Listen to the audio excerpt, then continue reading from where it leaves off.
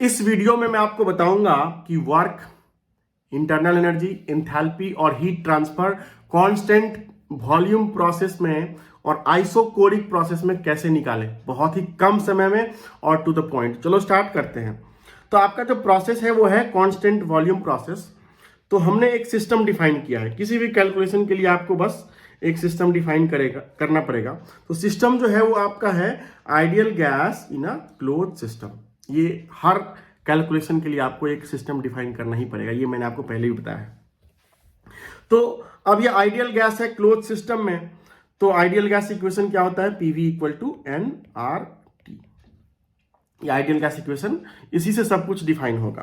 तो ये आपका सिस्टम है। तो मान लीजिए कि इसके अंदर आइडियल गैस है और यहां पे आपको वॉल्यूम कांस्टेंट रखना है। तो इसके लिए आप क्या करिए, आप जो है ना एक यहां पे एक स्टॉपर लगा दीजिए, जिससे कि अगर आप इस सिस्टम को हीट ट्रांसफर भी करें तो ये सिस्टम जो है वो एक्सपैंड ना कर सके, ये पिस्टन जो है वो मूव ना कर सके, चाहे इसमें कितना भी प्रेशर क्यों ना लगे।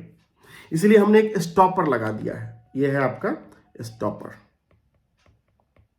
अब अगर मान लीजिए कि आप हीट सप्लाई करते हैं तो क्या है कि गैस जो है वो चाहेगा एक्सपैंड करना, लेकिन कर नहीं पाएगा क्योंकि यहाँ पे स्टॉपर लग गया है। तो गैस का वॉल्यूम कांस्टेंट रहेगा, प्रेशर बढ़ते जाएगा, टेम्परेचर बढ़ते जाएगा।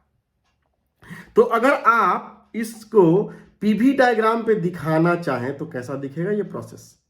तो ये अगर मान लीजिए आपका प्रेशर है, ये वॉल्यूम है, तो यहाँ पे क्या हो रहा है कि वॉल्यूम कांस्टेंट है और प्रेशर टेम्परेचर वेरी कर रहा है। तो ये जो प्रोसेस होगा वो ऐसे जाएगा वर्टिकल, इस तरह से। ये है आपका स्टेट 1, ये स्टेट 2। यहाँ पे मान लीजिए कि प्रेशर P1, टेम्परेचर T1 और यहाँ पे प्रेशर P2 और टेम्परेचर T2। वॉल्यूम तो फिक्स ही है, वॉल्यूम कांस्टेंट।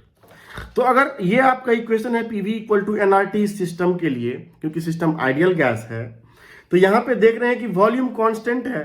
तो आप क्या लिख सकते हैं, क्या ऐसे कि P equal to N R by V into T, आराम से लिख सकते हैं। और यहाँ पे n कांस्टेंट है। n क्यों कांस्टेंट है? क्योंकि ये सिस्टम जो है वो क्लोज सिस्टम है, तो मास का एक्सचेंज नहीं हो रहा है। r तो ऑलरेडी कांस्टेंट है ही, यूनिवर्सल गैस कांस्टेंट। और वॉल्यूम इस प्रोसेस के कारण कांस्टेंट है, क्योंकि आप constant volume process, isochoric process के बारे में बात कर रहे हैं।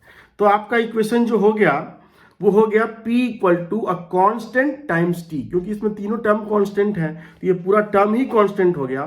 तो आप लिख सकते हैं कि P equal to a constant K times temperature. तो आप लिख सकते हैं P directly proportional to T। तो आप ये भी लिख सकते हैं कि P by T equal to constant. इसका मतलब ये हुआ कि अगर आप 1 और 2 के बीच लिखना चाहें तो P1 by T1 equal to P2 by T2।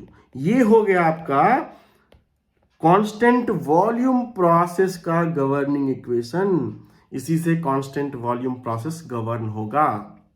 अब हम करते हैं एक एक करके कैलकुलेशन, वर्क कैलकुलेशन। सबसे पहले तो वर्क क्या होता है? PdV 1 से 2, क्योंकि ये डिस्प्लेसमेंट वर्क की बात कर रहे हैं और यहाँ पे क्या है, वॉल्यूम कांस्टेंट है। तो अगर आप इसको इंटीग्रेट करो और जब वॉल्यूम कांस्टेंट है तो ये वर्क कितना हो जाएगा? 0।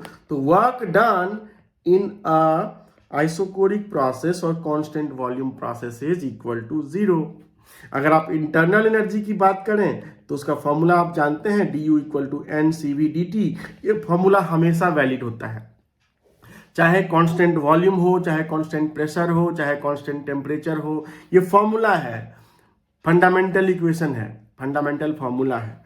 तो यहां से आप जो है इंटरनल एनर्जी निकाल सकते हैं, delta U equal to N CV delta T। तो ये आपका फॉर्मूला हो गया इंटरनल एनर्जी चेंज का। अब अगर आपको मान लीजिए कि ये निकालना है कि Q कितना होगा, हीट ट्रांसफर कितना होगा, हीट ट्रांसफर कितना होगा, तो आप फर्स्ट लॉ लगा दीजिए from first law of thermodynamics.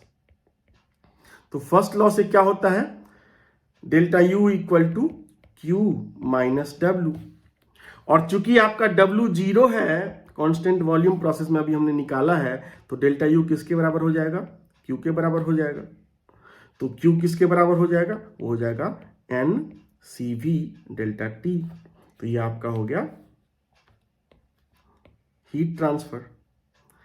अगर आप निकालना चाहें इंथैल्पी, तो इंथैल्पी के लिए फॉर्मूला जो होता है वो फिक्स होता है, और वो फॉर्मूला हमेशा होता है DH equal to N CP dt।